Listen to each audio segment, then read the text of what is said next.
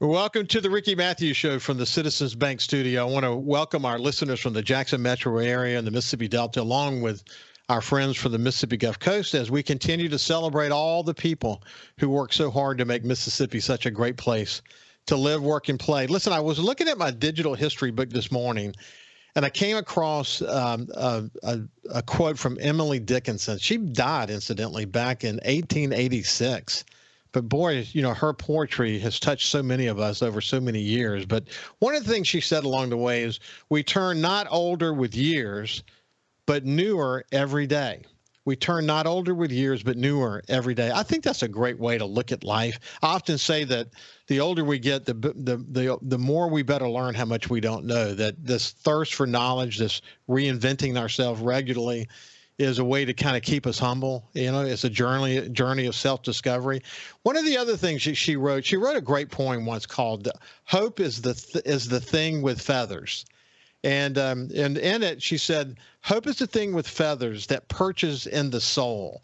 And it goes on to talk about how resilient we are as human beings and how comforting it is to know that hope often sustains us. I was thinking the other day about Mississippians being such a resilient bunch that we've learned to persevere through so many challenges along the way, and that we have very enduring and defining qualities about us. People who come in here to visit us from other states, they see it almost immediately. We're so lucky to be Mississippians, that is for sure. Hey, listen, we're going to spend the whole day today, the whole show, with Lieutenant Governor Delbert Hosemann, looking back on the legislative session and just drawing some overall observations from the in a lot of ways, probably one of the most intense sessions we've had in a very, very long time. Without any further ado, let me welcome Lieutenant Governor Delbert Hosemann to the Ricky Matthews Show. How you doing, Delbert? I'm doing good. And when you were giving those quotes, it reminded me of another one that said, if you're absolutely convinced in your opinion, it's a barrier to learning. Yeah, isn't that true? So it's along the same lines as you're talking about. We find out how much we don't know every session. Well, listen, as a publisher, people would say you're in a position where you get access to a lot of information. You read a lot. You say, man, you know a lot. And I said, you know what? Every day I sit in this seat, I'm reminded about how much I don't know. If you don't look at life that way, then you won't be constantly learning. You won't be constantly evolving and adapting. It's interesting. You're the lieutenant governor. You and I have talked about your history before, where you come from, but to have been a tax lawyer, and a very successful one at that, incidentally. You were a very successful lawyer. But to be a numbers guy too, I bet you thank your lucky stars on a regular basis. You have that in your toolkit when you talk about, the complex legislation you have to deal with. It is helpful. It is very helpful, and sometimes a curse, because I actually look at some of that stuff instead of just bypassing it willy-nilly. But it is very helpful, and I think the fact that I represented a lot of businesses, small businesses, large businesses, and whatnot, I think that's very helpful, because I saw how they were well run and how they took care of themselves, and how they planned for the future, and what their business plans were, and how they were cost effective or not. Just a lot of things that helped, like are helping us right now in the parks. Actually, some work I was doing just today on the Mississippi State Park. So it comes out. It's very helpful to have had that business background, and being in a law firm like ours, which we basically were a business just like 1,000 other businesses in Mississippi. Yeah. So look, I have to, and we'll get your take on it, but I look at this legislative session. You have a new speaker coming in, and the number of big issues that are needing to be tackled, and in some respects, you decided to tackle them, whether it be Medicaid expansion or PERS or the new formula for funding education, and those are the things that people see on the headlines. But underneath it, all these other things that were happening, all these other bills that were passing. I mean, you have to look back on this. There's usually a lull at the beginning of the legislative session. There was no lull this year, was there? No, not really. We had the big issues, but we had dozens and dozens of things like from stealing cars on automobile dealers' lots to you pick it. We had all kinds of things, and a lot of those. We have a lot of stolen cars, and we were interested in increasing penalties for that. I mean, there was a criminal element, there were civil elements, there were all kinds of issues that we addressed this year, and most of them got through. And the governor vetoed a couple, and the rest of them got through, so we're all good. Things. Again, a lot of things fly through, and we don't focus on them enough. But one that Sean Tyndall and I talked about, Senate Bill 2487. About increasing benefits for first responders who die in the line of duty. I mean, these are important bills, and when you start looking at things like that, there's a lot of success to really hang your hat on, isn't there? The genesis of that, Ricky, was I was out at the Guard here when they flew home the body of the individual who was one of the two individuals that were killed in a training accident in a helicopter, and I was watching that young widow and her child, and as they loaded the body up in a flag draped coffin, and I was thinking about other funerals I've been to. I spoke yesterday at the memorial for wounded law enforcement officers, and I was thinking about all of those people. And about a month and a half ago, Sean Tyndall came in my office with Senator Delano, actually from the coast. And they were talking about we need to do $15,000 for death benefits, immediate death benefits, pay somebody in cash just to get them buried, actually, and take that off of a spouse, that horrible event that's already going on, so they get money to get someone buried. And I said, well, I can tell you this, in addition to that, we need to take our life insurance from $100,000 to $250,000. And they said, well, you mean either or? I said, no, both.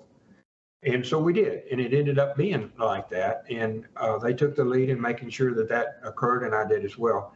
And $250,000 doesn't cover much, may cover a house mortgage or something like that. But we really needed to increase those benefits. I hope they're never used. It would be horrible if they ever are used. But at least that support's out there now, much improved from where it was before. So there's a lot of things like that happen in this legislative session. Again, people tend to see where the big debates and the big headlines are. We'll get into some of those issues here in just a second. But when you look back on this session, how do you characterize it? Do you characterize it as being a historic session, or how do you talk about it? Well, I'm one of those that glass is half full usually, and I look at things like how much we got accomplished. Not so much what we didn't, but a lot of times when I'm out jogging in the morning or out working on the tractor, I think about, boy, I wish we'd have gotten that. I wish that would have gotten through one way or another, like Medicaid's one of them. But, then you start thinking about, well, how can we do it a little different this next year, which starts in about 8 months? How can we do it a little bit different? We'll get that through this year. So I do cite the things that were so positive. The education formula was a historic event for Mississippi. We've never done that before. The fact that we were able to do that, Ricky, we put over $1 billion in roads and bridges in Mississippi. Never done before in the history of the state. We paid off like $900 million in state debt. Never done in the history of the state. Have we ever had a tax cut and paid off debt? I mean, that's never been done. Our ARPA money was exceptionally well spent. We got water and sewer places we'd never had them before. And our parks. I mean, people don't talk about like the parks, but we put, during the last 3 years that I've been fooling with this, we've ended up putting like $60 million in parks. And you look at Roosevelt, Buccaneer in your place is 98% occupied in those suites down there. We will finish. I mean, I got a list when I was mission. Tishomingo, Buccaneer, 44 RV sites. Natchez, 10 new cabins. They'll be open. Percy Quinn, 102 RV sites and 9 cabins. And you can go for $115 and get a 2-bedroom cabin with all the nice amenities in it, a big screen TV and a fire pit outside and a whole lake and a whole park. So you can bring your own food and have a whole weekend with your family. A lot of people can't afford to do that unless we did that. So the parks are just, it's kind of a quiet thing nobody's talked about, but it's been phenomenal. It's how much we've achieved there. And within the next year, we appropriated, as you know, $10 million this year. We've got about $13 million we get in federal match. So by the next 2 years, every one of our parks will have redone their electricity, their RV pads, the cabins. They'll all be redone, and our people are nobody in Mississippi is more than an hour away from a park. So this is a quantum change for us. And there were others like career counselors. Nobody's taught much about career counselors. It makes a huge difference. We now have 200 of them. So it's just fantastic. They're in every school district taking those juniors and seniors and saying, where are you going with life? What's your job going to be? So those kind of quiet things you don't hear about, but they're making a huge difference. Yeah, I can get how as a legislator, anyone would, after the session is over, sort of lament what didn't get done and try to be proud of what got done. It's normal to think that way. And the legislative process, it can be hard to watch. You know that better than anybody. And you don't always succeed the first year out during these big debates. But you make a lot of progress because a lot of people get educated. When we come back on the other side, we'll continue our conversation with Lieutenant Governor Delbert Hosemann. We'll see you after this. Welcome back to the Ricky Matthews Show. I have Lieutenant Governor Delbert Hosemann with me today, and we're looking back on the 2024 legislative session. And we were just reflecting a bit on a lot of bills went through that normally might have been reported. They didn't get as reported as they normally would have because these big issues were on the table. And we'll kind of go through each one of those. Another important bill that you may not have heard about is Senate Bill 2695. And it creates mandatory driver's education. And, when I talk to Sean Tyndall and we talk about kids and how they are texting and driving and don't really appreciate what that distracted driving can do, the opportunity to have mandatory driver education, these kind of things are important, aren't they, Delbert? They are. If you want to, how many times we hear about these young teenagers are having a wreck and being killed in a wreck, and then unfortunately they'll have 2 or 3 or 4 other teenagers in the car, and they got trapped. They were listening to whatever or texting, and all of a sudden we have a tragedy. And we can avoid one of those, it'll be worth it. And I think Sean's been a real leader about that. And we've got about a year to do the implementation because there's some expenses that go with that into school districts and whatnot. But all of that will come about, and I'm pleased that we took a step like that. So it's going to be good for Mississippi. It's good for our kids. There'll be better drivers to start with. Hopefully cut your insurance down a little bit, your car insurance down a little bit. So it's good. So there's a lot to break down. You've talked about all these issues more than once, but for people who have not heard it, it's important to kind of break some of this down. But when you started to kind of peel back the layers of the PERS system, the state retirement program, and begin to understand how much money they pay to have their fund managed and how $25 billion short, you start to peel back the layers of that program.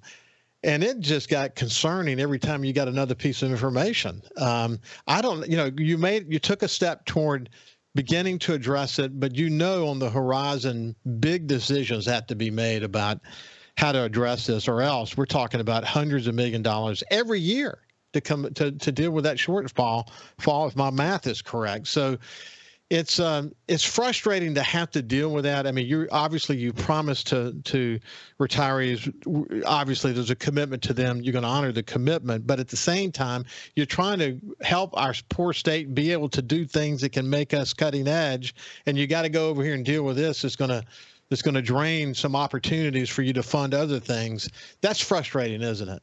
It is, and the Democrats did this in 1999.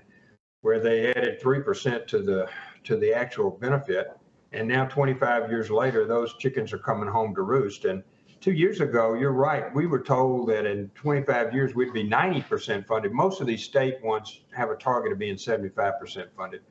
Then we were told in October that we were 56% funded, and so that started a real hue and cry in the Senate and the House. Of course, the first thing that would be done in your world would have been we fired everybody on the board. Anybody had anything to do with this? We were misled, all of that other stuff. And so those comments were discussed, and then we had hearings in the Senate. And during those hearings, we started to find other information like you're talking about. One you didn't cite was our actuarial errors, how much we've been off on how much we're supposed to put in, averaged $134 million a year. In addition to that, we're $25 billion short. So they wanted to raise it 5% and another 10% total, which would have been another hundreds of millions of dollars. So we worried about the numbers being right, and you're right, they pay $100 million for investment advice, and it didn't look to us. 2 years ago, we were the 15th lowest one. Now, on an average, we were better, but 2 years ago, we were the 15th worst out of 97 retirement plans, the 15th worst. So you're right. We started peeling all this off, and it became obvious to me a couple of things. One, the numbers aren't right. Two, the board has got a good heart. One of them runs the Tupelo, manages Tupelo money. Another one that really impressed me was the superintendent of North Pike High School, which is up in Macomb, Mississippi. And he was very articulate about this, and he's running at this. And at the end of them, they asked him a question. Well, how are you going to pay for this? Well, I'm going to lay off teachers. And I was thinking, are you kidding me? We just got to 35th in the country, and we're working so hard to be in the top 20 in education. We're testing out so much better, and we're going to start laying off teachers? This is obscene. So I think we started by putting an extra $110 million in this year, and then we're going to do actuarial errors and actuarial work to make sure we got the right numbers. Then you're going to see an appointment, 2 by me and 2 by the speaker, to a committee, and we're going to draft a 5th tier for new employees. Ones that are here now are going to get whatever we've got in the retirement benefits will be kept the same, and retirees will be kept the same. But the new employees are going to have a different plan. And I've worked on it some this morning. Actually, we'll start on bringing in a new plan that'll stop the bleeding.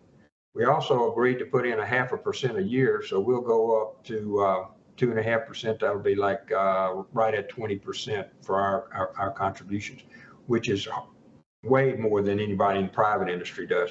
So we'll start putting more money in, and we'll start with a new tier, and then hopefully we'll get some better investment advice for $100 million a year. And maybe we can get it to where we can get closer to 70% funded or in that range. Well, we know this well from our business experience, that you cannot go to where you want to go if you don't know where you are now. So what was so frustrating about watching the whole PERS story unfold was the new information, the reality that they were dealing with. So the numbers they were dealing with have a lot of zeros attached to them. And to think that you couldn't rely on the actuarial information you were getting is a concern. So I think mostly you got to know where you are now. I don't know, to some extent, you probably still don't fully know that. I mean, we got to put a process in place that helps us, without any doubt, understand exactly where we are now and how does that factor into the future. You weren't going to be able to make any big decisions without that, were you? That's correct. And getting the numbers right were real important to me. And I used to draft retirement plans. So strangely enough, I have some experience in this area. And I'm real anxious to look into this. The bill requires 2 independent actuarial reports, those kinds of things. And so we'll get into these numbers. Part of that may come, Ricky, quite frankly, we've got like 800 entities that are putting people in and out of here. And so I don't know that we're getting good information from all 800 of them. So that may be just the input of the information. We lost like $3 billion 2 years ago with a B, and that's very disturbing to me. How we had that size of a loss in a retirement plan. So there are a lot of moving parts here, but we'll have hearings, we'll have these meetings, and I think by January we'll be ready to address it. Clearly, you're dead right about this. We're going to have to put more money in here, and it's going to take money that we would have put in education or roads or bridges or wherever else we were going to put it. The legislature is going to put it. It's now going to have to be put in the retirement plan, and I'm committed to doing that. But it's difficult when you can do a tax cut versus do this. But we need to meet it. Delbert, you know this well, but these considerations are happening within the guise of a scenario for Mississippi that is currently relatively, if not very financially healthy. Okay, but what if the economy dipped, and what if financial challenges started to occur? This would then end up taking priority over some really, really important stuff, wouldn't it? Absolutely. And I feel real comfortable about my 25 budget, which begins July 1st of this year. We're on a June 30 year end. I feel real comfortable about next year and being able to meet our obligations and whatnot. We have a couple of three new investments. We've got the AI, Amazon's coming in, these others. But after that 2 years out, I'm really starting to focus on the effects of the tax cuts, the education, the PERS, all of those. What is our dollars in and what are our dollars out, and what commitments have we made? And you're right about that. About 2 years out, I'm really starting to struggle with making sure everything works. We have been as cognizant as I can, but to not borrow money for normal operating expenses. We don't need to do that. That just plagiarizes our grandchildren and just diminishes their future. We don't want to do that. So in that theory, I'm looking really out 2 years from now, Ricky, with the same things you're talking about. What's our income after we do our tax cuts and after we do these retirement plans and education? Where's our money situation look? And we should be okay, but it's starting to get closer. Okay, so Medicaid expansion. Let's just talk. Again, one of the things that on the positive side, what I see about Medicaid expansion, I'm conservative and I believe Medicaid expansion would be very good for our state because we have struggling hospitals and struggling healthcare in the state. 51% of Mississippians live in rural areas. And this is a really important conversation for us to have. The reality is sometimes you don't land right off the bat. It takes time to get people educated. Governor, based on his post in the last day or two, he's playing hardball. So he's still against it. But when we come back on the other side, let's just pick that conversation up and see, where you think it goes from here. We'll see you after this. Welcome back to the Ricky Matthews Show from the Citizens Bank studio. I have Lieutenant Governor Delbert Hosemann with us today, and we're just reflecting on the 2024 legislative, maybe some would say historic legislative session. You don't get everything done you want to get done, but you have some important conversations about things that get people educated and change their points of view about things. And when they leave the session, they're going to go back home and think about it a lot and stir their soul over some of these issues, especially issues like Medicaid expansion. And, you're advancing the conversation. At the end of the day, sometimes you have to do that. Sometimes it takes advancing the conversation to get anything across. But, I would say we made a lot of progress having the conversation and educating people. Would you refer to it that way? We did. And, I campaigned on healthcare for working people. We did good on bringing that out. I'm like you, I've been to the neonatal units and I see those babies that are in there. And I know if my moms, we did postpartum care, presumptive eligibility, where if you're pregnant for 3 months and you start getting on, you get health care. We had done some of that, but the next step was to have people who are working have access to health care. And people need to realize that that's not a check to somebody. We're paying a nurse practitioner, a doctor, or a rural hospital to take care of people that not paying at all right now. That's what this is about. Nobody else gets a check other than in the healthcare profession. So what does that really have to do with me? That's not me. Yeah, it is, because if that hospital closes or that doctor leaves town or that nurse practitioner's not there, you don't have access. So it's not just them, it's us. And I think that was lost in the human part of this was lost. All of us have a stake in this, not just the working people, or if you look at the House plan, they wanted to expand Medicaid entirely. But not just that, you got to realize that for us to keep everything running, we have to have somebody paying something. Now, they don't pay full their cost under Medicaid, but it's a lot better than zero. And it may keep rural Mississippi alive for medical purposes, literally. Yeah, I think, it helped to have a speaker come in who is from a rural area of Mississippi. And I spent a lot of time, in the Mississippi Delta, and I've watched the struggles at Greenwood Hospital. And I follow a guy, you probably know him, Dustin Gentry, an MD. And I think he had a very kind of practical view toward a lot of the discussions that were happening. But he said this: unemployed patients without insurance still get free care, and in the most expensive and inefficient manner possible. This is the point that you're making. You're not writing a check to somebody. You're paying the hospital and the nurses and the doctors Hospitals are still struggling financially across the state, especially in rural areas. Mississippi is still last in life expectancy, second to last in medical debt. And I think about, the health crisis we have in this state and the number of amputations that are taking place in this state, which often means that people not only not taking care of themselves, but they're waiting too long to take care of themselves. Some issues that probably could have been addressed, since they've waited too long, they end up losing a limb instead of having that possibility of saving the limb. But these are the kind of things you got to think about when you go into a debate like this and say, okay, is there a way for us to do this? I know there's a political element to it. There's no way around that. The governor certainly has made that very clear. But at the end of the day, is there not some middle ground here that enables us to find success and not say no to hundreds of millions of dollars in federal assistance? The answer, I hope, is yes to that. And let me go at them one at a time. First, I went to Greenwood Hospital. I spent the day up there going over their financial records, and I met with members of the board many times about their challenges, which are, reflective of other challenges that occur in the Mississippi Delta and in Southwest Mississippi as well.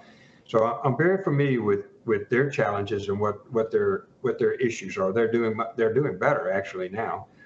And then the second thing, you're right about people who don't have access to health care waiting too long. And they tell a story in Greenwood about the lady that came in with breast cancer, and she worked at the Dollar General and he worked on a farm, and they just said they just couldn't take any time off to go to the doctor. Well, having this availability is very important on a pre-basis where we're taking care of people before they get, and she died, this lady died, where they get into a catastrophic event. And Aaron Shirley was big on this when we talked about people on dialysis and losing their limbs and whatnot because of the fact that they didn't have regular care. And that led to the Jackson Medical Mall, another thing I did here in private life.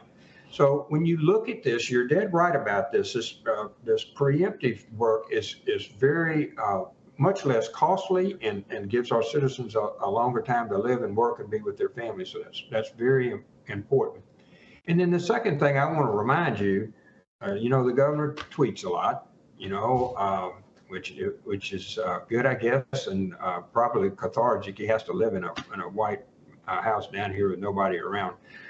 But we had 36 votes for Medicaid, for health care, for working people in the Senate. That's a supermajority, and you know about supermajorities. To get something overridden or whatever, you have to have this many votes. We had that, and I assume they had it in the House as well. So we made a good step forward, and we didn't get all the way to what would have been total expansion. I think some of our senators struggled a lot with that, and I did as well, quite frankly. But I think we made a great step forward on working people, which is about 75,000. And in that 75,000 in coverage could be as much as $1 billion more in healthcare money that would come to the state. And we had it paid for with a 3% fee on managed care companies, so it wasn't costing us any money. Actually, we made some money.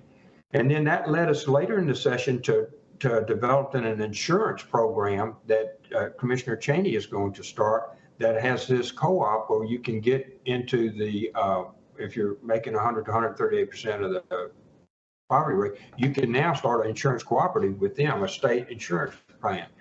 That came out of all of this. So you're right. We took a whole lot of steps, and somebody said, "Well, you didn't score." Well, we got down to about the 15 or 10 yard line, and it's usually easier to score from there than it is when you started on your own 20. So you're right. The governor is texting a lot. I won't read the whole most recent text about it, but he says that'd be helpful. It was only supported by 12 senators who ran as Republicans. Why did those 24 courageously oppose it? Talking about Republican senators, because it's foolish policy. He's all in on the Obamacare. We needed to not do it and not pass Obamacare in this state. It talks about Joe Biden's health care plan, et cetera. What's going to happen between now and the next session? How do we get beyond some of the politics and address issues like Mississippi being a poor state with the struggles that we're having in health care and all this money being available to us that other states are taking advantage of, but we're not? How do we get there? You know, Ricky, in my own mind, it's like a lot of other things that I've been involved with. You take steps. You may take one step this year, and then you take another step, and then another step. And we clearly had the votes for working requirement, and we ought to go ahead and do that. We ought to take that off the table, and then look at where you're going from there. That gives us, with this state exchange that we're doing on the insurance side, that gives us a real opportunity to do other matters. I think that's what we ought to be doing and ought to be talking about. I think, as you remember, the Democrats were the ones that killed this in the end. The 2 days before we were adjourned, they said they wouldn't do anything with a work requirement in it, and that cost enough votes in the House with some Republicans to where it died, and then we killed it here in the Senate as well. But I don't know that we have the impetus to do a full expansion of healthcare. I don't know if that will come or not. Our senators are all at home. Their representatives are at home. We're talking to people in church and at sporting events or wherever, and we'll see how they come back and what their ideas are when they come back. But to me, we ought to do our state exchange this coming year. We ought to take 75,000 people and put them on taking care of a health plan for working people. And then we can look at whatever the other steps are as we go forward. And I think that's a path forward for us. We had the votes for that. I don't know where the governor got his vote count, but most of those people work right out there, and I talked to him a lot. I don't think his vote count was exactly right, but we never got to that. We'll see when we get back. So you know what I wish, if the governor doesn't do this, maybe you and the speaker can do it, but maybe what could happen between now and the next legislative session is to really take a step back and begin to look at the healthcare system in Mississippi and how does some form of Medicaid expansion fit into helping solve the problem? Because the problem is not just that, as we both know. It's about where we're providing the relationship between the providers and, say, trauma centers, and some re-engineering that needs to occur. But to look at it like that we've got a major problem in this state and we've got to solve it, and how do these pieces fit together instead of Medicaid expansion in a vacuum. We've just got some work to do, just overall as it relates to healthcare. And you're right about that. What we did is piecemeal. We have a rural scholarship for doctors. We pay all your school for 5 years if you'll go practice for 5 years in rural Mississippi. Or rural nurses, now rural psychiatric.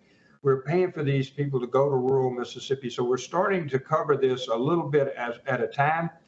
But a comprehensive view of this would always be better than just taking them one at a time. We built a new nursing school for Ole Miss. We built a new dental school. All of that's happening, but we haven't got a comprehensive plan exactly. There's more work to be done, but I mean, when you have these conversations, it opens up these opportunities for you to think about it in this way. And I think everybody's going to be thinking about it in that way. Hey, when we come back, we'll continue our conversation with Lieutenant Governor Delbert Hosemann. We'll see you after this. Welcome back to the Ricky Matthews Show from the Citizens Bank Studio. I have Lieutenant Governor Delbert Hosemann with us, and we're reflecting on the 2024 legislative session. Some people may not call it historic, but boy, I can tell you one thing. You can say these guys did not let much time go by without a lot of work getting done. They were burning the midnight oil in a big way, and for that we have to be grateful. And as I said before, on these big issues, you don't always go the first time. It takes time to get people educated. And we're a poor state, and we've got big challenges, and these are the opportunities to have discussions around those big challenges. One of the areas where I would say it was a home run, certainly big change, getting another additional $238 million and changing the entire funding mechanism for education. But what a win that was for the legislature this year. Yeah, I think it was. And like everything else, there were two competing plans, and we went back and forth, and negotiations went back. And our staff here actually came up with the actual percentages. But where this ended up was that we had a base cost, which was important to the Senate, that we started with a base cost. It's a little over $6,000 as a base. And from that base, then we gave add-ons for gifted students or early English language, or students with autism, or students with disabilities. I gave some additional weight and money for those. So I think as a whole, that will flesh its way out. I think that's a good bill. There may be some tweaking at some point in time, but clearly it is our second year in a row to have major commitments to education. Last year was $100 million for teacher pay raise. This year's another $200 million. So we have put in $300 million because we're getting a return. We went from 50th to 35th, and I'm hopeful we'll go to 25th. And then down the line with education, it won't be a monetary thing. And there's some problems in there we want to address this next year. For example, our truancy is too high. We have 24% truancy. And I was talking with the Board of Education just as recently as yesterday about that.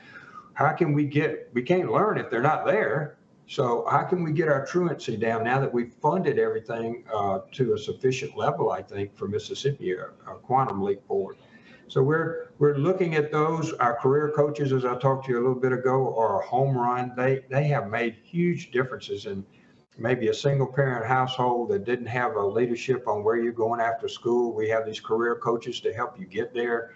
And their stories, a lot of them are ex-teachers actually.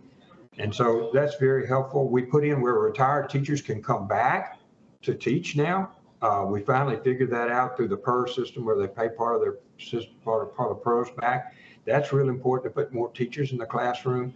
So we're seeing a lot of positive things with education, and we're seeing education respond by actually producing a better product and an educated citizen that is ready to compete with China, who we compete with, and everybody else in the world, and not just Arkansas. Hey, listen, I'm a product of Mississippi Gulf Coast Community College, and then went on to Southern Miss.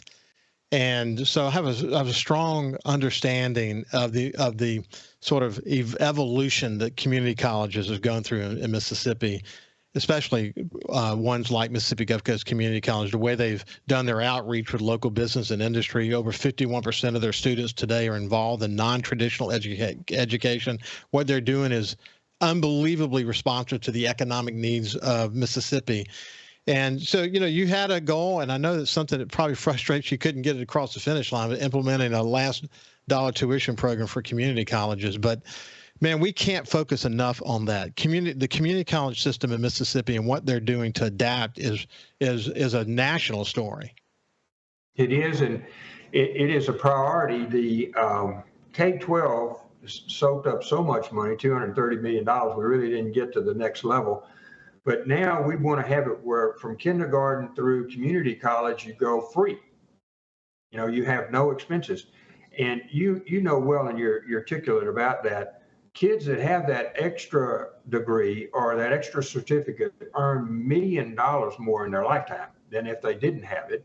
So the economics really work. So when we invest in this last dollar tuition for community college, which we hope we'll get this next year, we end up getting money back from the fact that they work at a higher compensated level. And then 95% of community college kids stay in Mississippi.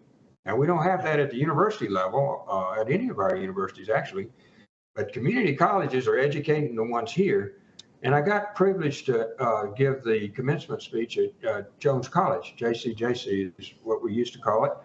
And there were about 600 kids graduated. And so I stood down at the end of the runway and I shook hands with each one of them. Where are you going? What are you going to do when you got this degree? And just about everyone was staying in Mississippi. I'm going to work for this company. I'm going to do this. I'm going to Southern and finish up. There were a number of those. But everything from heating and air conditioning to welding to whatever, they were all doing different things, but they were all Mississippi things. And I was just real pleased with that. And Gulf Coast is another great example. Mary does a great job down there. So, well, when you think about the cybersecurity training that they're doing, there's a sophisticated diesel program at Mississippi Gulf Coast Community College. Kids leave that program making six figures right out of this 2-year program. It's incredible the success that they're having. Listen, there's a lot more we could talk about. The next time we get together, we'll just pick it up from there and continue the conversation. But it's been great catching up with you. Delbert. You too, and I will tell you, we are finally at the final steps of building a cybersecurity system at Keesler. And Mary has started, Gulf Coast has started the first part of that. That will be the center for the United States Air Force for their intelligence stuff. And that is going to spawn a whole bunch of industries on the Mississippi Gulf Coast. It's a big story. It really is. It is. Listen, we've already paid for the building, so it's up and going as soon as the MOU signed. It's been a pleasure. Get some rest, and we'll continue the conversation. Have a great day, and we'll see you tomorrow. Thank you.